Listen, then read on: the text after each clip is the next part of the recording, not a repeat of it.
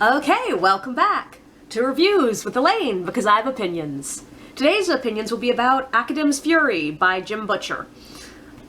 So first I'm going to warn you, I'm getting over COVID, my voice is not quite as strong as usual. So I read my first Jim Butcher book back in high school, and I loved it. I immediately went out and got more. I read through the first 10 Dresden Chronicles like they were candy. I did not stop. But then suddenly I just sort of slowed down. I got to the point I would just buy the next one and it would sit on my to-be-read shelf for weeks, months, even years. I wasn't enjoying them as much as I had been before. For the longest time, I wasn't sure why they lost their sheen, and I attributed it to the fact that the stakes had just grown too large. I'm not a fan of anything that starts out with medium to large stakes, like, protagonists saving themselves, saving their friends, maybe saving a town, maybe saving their state or the region, and then suddenly escalates to super extra stakes, like saving the universe every single fucking time! And I know that sounds stupid considering I read almost exclusively fantasy, and there's a perception that fantasy is all super big stakes, everyone is saving the world every time! But my problem isn't even the big stakes. My problem is I don't like the feeling that authors seem to need to escalate things every single book. Like, mainly because when things get bigger, when the problems get bigger, things also get worse for the characters. And soon all fun gets stripped away and all we're dealing with is book 7 Harry Potter, where, like, Harry's just running around in the woods and being depressed all the fucking time. Now, if that's the end of the series, it's fine. But there are plenty of series that keep going from that point. And eventually you're left with nothing but rage, despair, and desperation. And that's not what I come to fantasy for. After reading this book, I think I finally put my finger on exactly what my problem with Butcher is. First, Academ's Fury is the second in the Codex Alera books. It follows the events of Furies of Calderon. It takes place about 2 years after the first book, and there are like 2 or 3 interwoven stories going on here. In the capital, Tavi is training to be a cursor, which is basically a spy for the First Lord, Gaius, who is basically the king, but he's also working as Gaius's page. He has acclimated to the treacherous, political, power-hungry world that is the capital, and his natural wits, his strength, and his boldness are beginning to really make up for the fact that he is possibly the only person in the entirety of Alera who cannot use the Furies. The main magic system in this book centers around these elemental spirits that allow people to do things like fly, heal, blast enemies with fire, exhibit superhuman strength and speed, read emotions, and control storms. And pretty much everyone has at least some level of ability to use these Furies. Except for Tavi. Now, there are those in the capital who look down on Tavi for his inability to basically do magic, but he is in an important enough position that when First Lord Gaius collapses, it falls on Tavi's shoulders to keep any of Gaius's enemies from knowing what is going on, and thus holding the entire realm together. Meanwhile, back in Calderon, where Tavi is from, the headmen of the Marat, the barbarians who live on the other side of the border, a man named Draga, shows up to warn Tavi's uncle, who is now Count Bernard, that a mysterious enemy has slipped into their lands, an ancient evil that the Marat have fought before, but the Illyrians have never seen. A creature called the Vord. They are an insect-like species that have one purpose: to spread, to remain hidden long enough to build power, and then to destroy anything that is not them. While Bernard sets off with his armies, his girlfriend Amara, and Daraga to deal with the Vord, he sends Tavi's aunt, Isana, to the capital to beg for aid from the First Lord, Gaius. unaware that getting to him might be next to impossible, and that she's racing the Vord to get to him first. So you might have guessed from the intro, I did not enjoy this book as much as I wanted to. I want to clarify before I jump into analysis, because analysis always sounds a lot harsher than I actually intend it to, but I did enjoy it. I just have a lot of thoughts about it. We're going to start with the stupid little shit. There are like 5 or 6 chapters in the beginning where Duraga just doesn't bother explaining what the fuck the Vord are. Like, he keeps dropping tiny bits of info here and there, and then in the next chapter, it's hours or even days later, and no one has bothered to ask him for a deeper explanation. So, like, we're literally riding into battle, and it finally occurs to someone to ask, so what do these things look like? Or, like, after the first fight, they are finally asking, so, these Taken people you've mentioned a couple of times, want to clarify that? Or hell, even in the last chapters of the damn book, they are suddenly like, hey, I remembered back in the beginning you mentioned that the Vord are shapeshifters? What does that mean? And I'm like, oh my god, are you kidding me? You're supposed to be a military commander and you're not asking for greater clarification of what the fuck this danger is? I understand that Butcher wanted this to, like, have some mystery as to what the Vord are for the reader, have it slowly build up till we figure out how disastrously dangerous these things are. But it doesn't make sense in world. And he tries to hand-wave this away by having, both Bernard and Amara have thoughts about, like, oh yes, the Marat that Duraga is part of, they just think differently, they communicate differently. But no! The Duraga we see in the book speaks perfect Illyrian, he can clearly communicate with them, he's incredibly straightforward and delivers information very precisely. And yet we still have them, like, 4 or 5 chapters along going, huh, I wonder what he meant when he said that the Taken are taken by parts of the Vord and become evil. Like, what does he mean by that? I wonder. And I'm like, oh my god, fucking ask! There's even one moment pretty far on, like we're talking about over halfway through the book, where something comes up that Duraga mentioned in his very first explanation of what the Vord are. And he tells Bernard this as if it's new information, halfway through the book, and Bernard is absolutely fucking shocked. Like, oh my god, I did not know they could do that. And I'm like, he already told you. There is no need to be shocked about this. And the thing is, like, this is the sort of stuff that passes completely unnoticeably in a movie, but in a 700-page book? Yeah, we're gonna wonder why the hell no one is asking for the important information anywhere along the way. Especially when both Bernard and Amara are set up as incredibly strategically intelligent people. Which leads me to the problem of Amara. So Amara was my favorite character in book 1. Yes, she is the cliche badass female character. She can fight, she's used to being underestimated because she's a girl, she's small, but she don't need no man. Like, she's very cliche, but there's a lot behind the character that makes her more than just the annoying cliche, and I found her amusing. I was a little bit put off in the end that, spoiler alert, in the end of the first book she ends up with Bernard, but that was not because I didn't like shipping her with anyone, it was because of the age difference.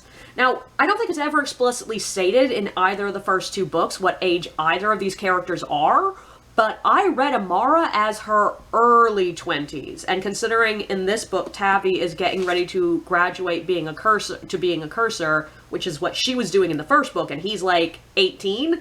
Ugh. So she's late teens, early 20s, and Bernard is clearly meant to be in his upper 30s, early 40s. And the thing is, I'm often willing to let go problems with age gaps in fantasy, for a number of reasons. First, magic, like, it's going to affect things, like it often does. These characters do not have magic age manipulation stuff going on, but often it's there. But more importantly, a buttload of fantasy is set in medieval or older style time periods. And throughout a lot of human history, it was not unusual for middle-aged to older men to marry young women. so it is sort of the norm throughout our history. So as long as we're not breaking age of consent laws, I'm willing to completely ignore awkward age gaps in books. So in the end, I didn't ship them together, but I also didn't mind them ending up together. Then this book happened. Spoiler here, and this is a big spoiler. Amara just randomly realizes she can't be with Bernard because she's infertile. Now, infertility is a real issue that real women really suffer from, and it really hurts a buttload of people. Infertility is an issue that, especially throughout human history, when women were seen as nothing more than incubators, which is nothing like the modern era. But it has long been something that makes women feel like less than what they're supposed to be. And I understand that, but I am so fucking tired of this trope. Especially strong female characters who are just so powerful, but they can't have babies. Oh. Now my big thing here is, not every woman wants to be a mother. And in fact, especially in a book that is set in a pseudo-Roman-ish world, Rome, like, literally put a plant into extinction because it worked as birth control.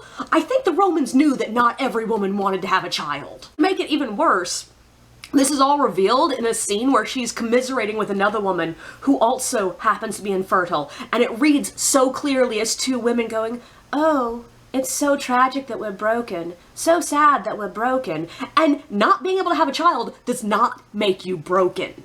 Now, I will admit that I'm a little bit harsher on this trope than I think a lot of people will be, because I spent my entire youth and childhood going, hey, I don't want to have kids, never want to have kids, not interested in kids, and dealt with literally endless people saying, oh, you will eventually. When you reach the right age, when you meet the nice man, when everything's right, you'll definitely want to have kids. And guess what?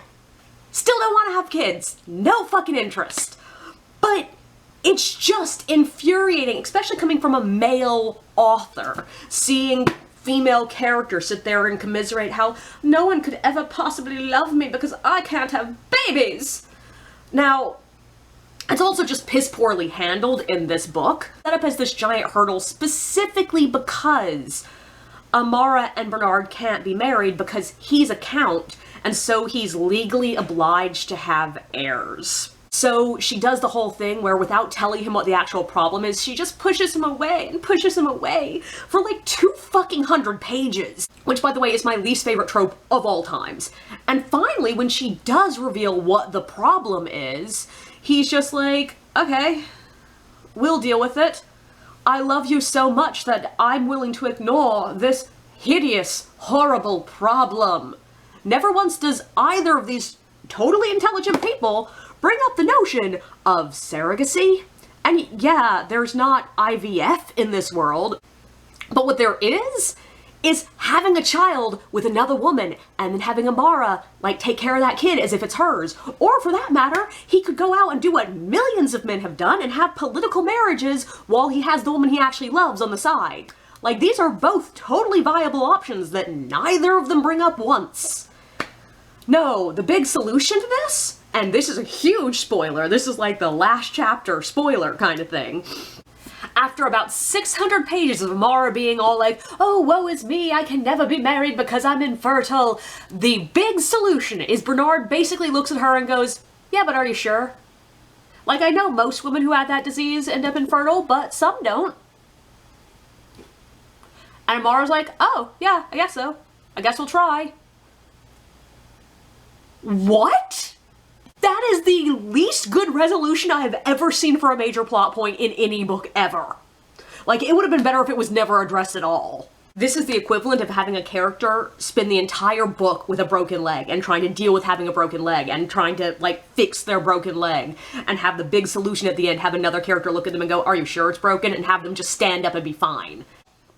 But while we're talking about Bernard and Amara's relationship, this book also features the worst placed sex scene I have ever read in any book.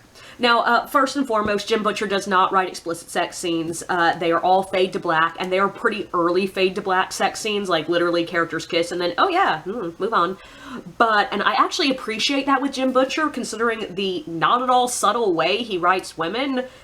I'm not sure I want to read a sex scene written by Jim Butcher, but my problem is where this scene happens in the book. Now, this is all going to be super heavy for spoilers, but there's a point in this book where Bernard and Amara 110% believe they are going to die. They are trapped in a cave with an unclear number of other soldiers, Duraga, and his Gargant, which is, by the way, a elephant-sized badger? So, very sexy to begin with. Outside of this cave, there is a horde of Vord creatures led by the Vord Queen. They are outnumbered, outpowered, no help is coming, and they are exhausted. They have both been minorly injured. And Bernard basically convinces Amara to have sex with him because they're going to die anyway. And so they just step off to the side where there's a little alcove that someone has put a blanket over, and they have sex. And in case this is not incredibly clear that they have no privacy whatsoever, Butcher includes two separate characters at different points making reference to not just that they had sex, but talking about how good of a night it was for them. Which, oh, that's super sexy. And if all of that is not bad enough, if you are an exhibitionist and therefore that sounds sexy to you, not judging you, no kink shaming, have fun.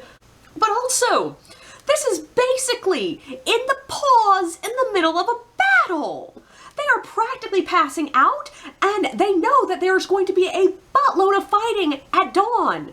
Their only chance of survival is basically to just keep fighting long enough for a miracle to happen. This sounds like a great time to go out and have exercise instead of sleeping. But also, they're just guessing the Vord won't attack until dawn. And their guess is honestly not super substantiated by evidence. So what if the Vord attacked when they're mid-act? Yeah, that battle ain't gonna go great when both commanding officers are out of armor, sweaty, and let's just say distracted. So, like, nothing about this scene is romantic, and I understand people have sex before battles, like, yeah, act of desperation, not really an act of romance. And yet Butcher wrote this as if it's some great romantic moment. He could have at least given them a side cave to step out into another room, but no! Basically, Bernard and Amara have sex in front of a legion of soldiers. Sexy. And here, I'm going to take a big pivot. You might have noticed so far that almost all of my problems have dealt with one of the three plots I mentioned, Amara and Bernard. But honestly, as POV characters, I didn't mind switching to them. I enjoyed their sections, even though, yeah, there were problems. Who I did not enjoy switching to was Asana. So, whenever you're writing a book that has multiple POV characters, you're running the risk that one of those characters is going to be significantly less liked than the others. And like, I know there are readers out there who just skip over POV sections written from characters they don't like. I'm not one of them. I will keep reading through it. But it's a slog. I don't enjoy it. And often, that's the point that I'll put the book down for the night or longer. And yeah, there's a point in this book that we switched to Asana that I was just like, oh my god, not the fucking time, I could not care less. And I put the book down and did not pick it back up for more than 24 hours. And keep in mind, I had COVID, I had nothing else to do.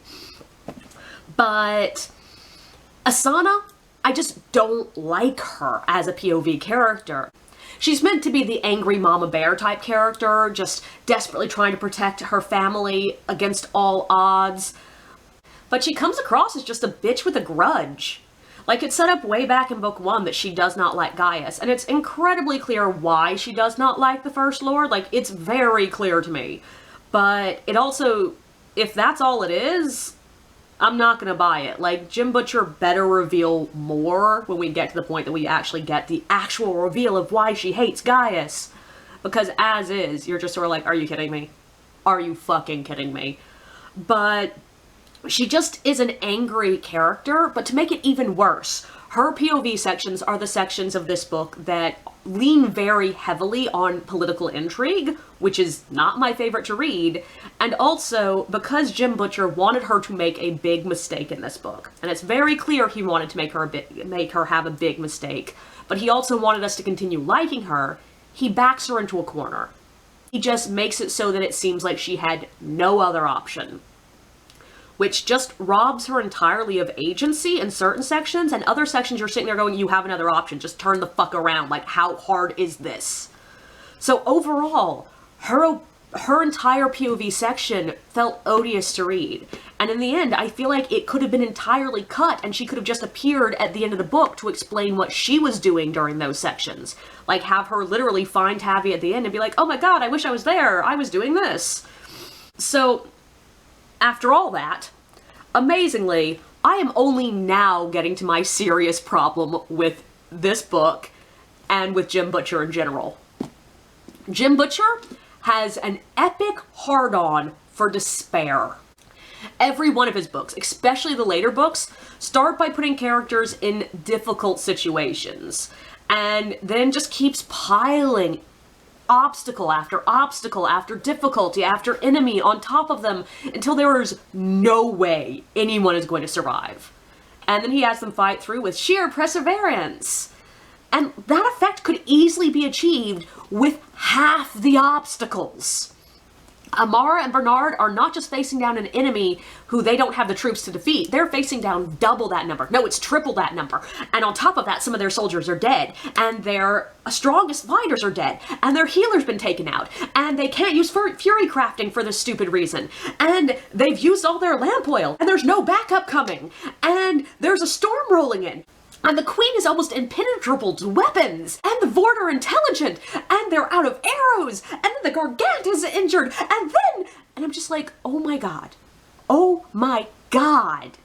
Like, Butcher wants us to feel the despair that his characters are feeling, but I don't want to feel that for 600 pages.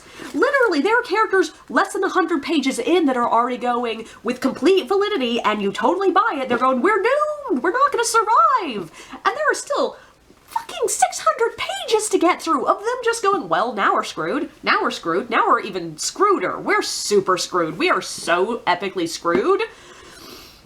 And I just don't want to read it. That's why I stopped reading the Dresden Chronicles. I liked his characters, and I wasn't really interested in seeing exactly how much worse he could make their lives. That is also, by the way, the reason the Tavi POV sections are by far my favorite parts of this book. Because Tavi just has more hope. He's not put in nearly as difficult a situation as the others, and because it's really fucking obvious who he's going to turn out to be, we know he's going to survive. Now the question is, am I interested enough to keep reading on in the book, knowing that I'm going to suffer through 500 to 600 pages of Butcher seeing exactly how much shit he can put his characters through each book to finally get to the point where Tavi comes into his own power?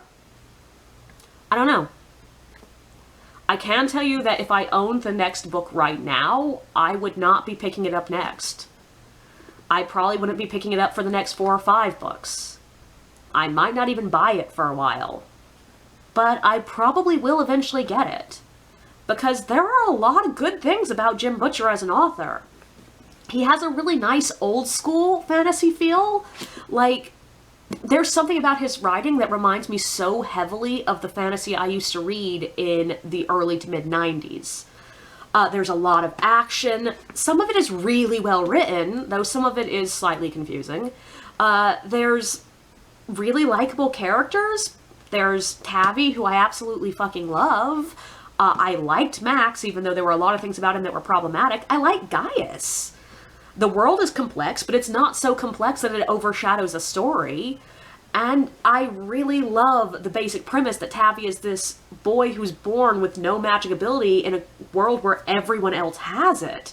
And that's a really great build-up for a coming-of-age story. So much so that I sort of hope that Tavi never does come into his power and he just remains the person who has to work around it.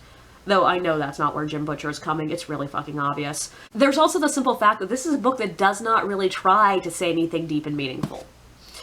Like, a lot of modern fantasy really does feel the need to have an overall worldview to say something very powerful. And sometimes you don't want that. Sometimes you want to pick up something that's not going to ask you to think too deeply. And this book does not examine societal ills. Like, there's almost no examination of the societal hierarchy within this world, and it is a very stringent hierarchy. And I mean, yeah, there is an entire subplot with a group pushing for women's rights, and there's a mention in passing that there's a group trying to end slavery, but it's all treated as just another element of the political intrigue rather than actually examining the effects of a hierarchical society on individual people and the world in general. There's nothing in this book that's going to offend your conservative uncle. And there's very little in this book that will offend your woke cousin. Now, to me, that does equal a couple of serious missed opportunities, but if you're looking for something that's not going to ask you to think too deeply, this might be the book for you.